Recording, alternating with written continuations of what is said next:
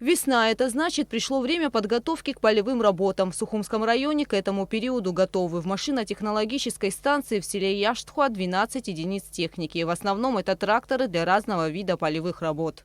Здесь 7 единиц белорусов, как бы для Бахаты, которые и 2 ДТ и 3 лечебных баковые смеси. Оснащены как бы плугами. Как бы на сегодняшний день проведены все мероприятия, необходимые для того, чтобы быть готовым к весенне-полевым работам и выполнять данные работы по заявкам граждан. Все, кому нужна помощь в выполнении полевых работ, могут обратиться сюда. Вспашка 1 гектара земли стоит 3200 рублей. В среднем Сухумская МТС обрабатывает более 1000 гектаров земли. Пока в Сухумском районе вспахано около 5 гектаров. Беслан Джопуа посетил МТС Гудаутского района. Здесь 21 единица техники. В прошлом году Гудаутская МТС обработала 1000 гектаров земли. Сейчас пока есть отставание, что связывают с неблагоприятными погодными условиями. Тем не менее, в этом году уже вспахано более 40 гектаров. Обработка почвы стоит 3000 рублей. В основном эти средства идут на ремонт техники. Вообще, вот эти все сельхозтехники, они все хозрасчетные организации. Они должны сами зарабатывать деньги, потому что они пашут не за, даром, как говорится, а они имеют тарифы, согласно этих тарифов они производят работы. У них должно быть аккумулироваться средства на запчасти, на ремонт и необходимые налоги. И зарплата, соответственно, необходимая для сотрудников. На этом инспекция по МТС завершилась. Беслан Джопуа посетил также строящуюся свиноферму в Гудаутском районе в селе Лыхны. Здесь уже сделано многое. Построено помещение на 1800 голов свиней. Внутри установлена система для автоматического кормления скота.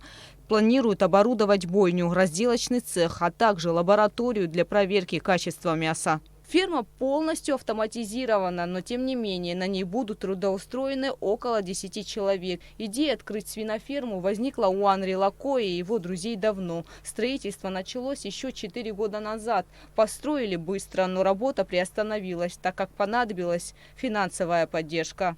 Территории хватает на все это. Нам надо саму бойню оборудовать, разделочный цех оборудовать надо.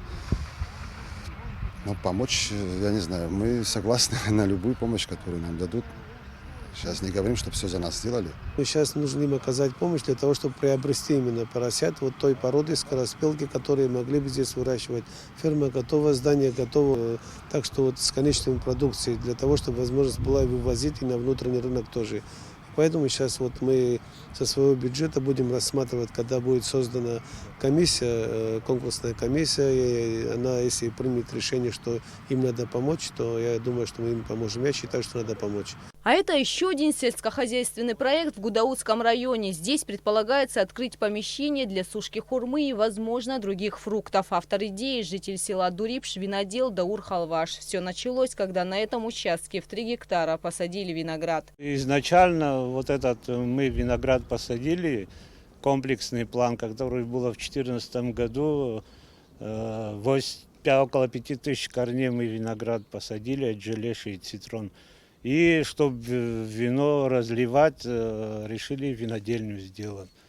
И вот в течение 2 лет то, что вы видите, вот это мы смогли построить, но уже не получается у нас с финансами, и на этом все остановилось. Хотелось бы, если винодельня сейчас не получается, сушилку сделать. Хурма в Дурипшах очень много урожая получается, около 2-3 тысяч тонн. И хотели бы, чтобы и дурипшинцам было нормально, куда сдавать и перерабатывать вот эту хурму. Я просил Министерство сельского хозяйства Я был там, вроде обещали помочь, вот ждем помощи. В помещении 340 квадратных метров. С момента строительства здания прошло 2 года. Уже проведено электричество. Однако работы пришлось приостановить по той же причине, что и в свиноферме. Необходима финансовая поддержка в размере 2 миллионов рублей. Как отметил Беслан Джопо, Минсельхоз поддержит проект. По словам министра, такие предприятия необходимы в Абхазии, ведь здесь могут быть трудоустроены около 40 человек. Хурмы у нас в Абхазии достаточно, какая-то часть вывозится, но основная масса это хурмы, продукция остается в Абхазии невостребованной. Я думаю, что это можно организовать, мы поддержим, они предоставят нам бизнес-план, проект, смету. Здание очень даже пригодное для этого местонахождения, именно в центре села, где 2-3 села могут этим воспользоваться, да и вообще со всей Абхазии могут сюда завозить, если мы сможем организовать серьезное предприятие. Поэтому мы используем, наверное, или льготное финансирование, кредитование с российских банков, которые нам как бы вот в перспективе есть, или вот наш бюджет используем, насколько это возможно. Если не хватит в этом году средств, мы продолжим в следующем году, но предприятие такого характера необходимо делать в таких селах. По словам руководителя агроуправления Гудаутского района Юрия Кварацхели, всего в районе планируется реализовать около 10 сельскохозяйственных проектов. Некоторые из них уже работают. Гугут Савардания, Алексей Баструков, Абхазское телевидение.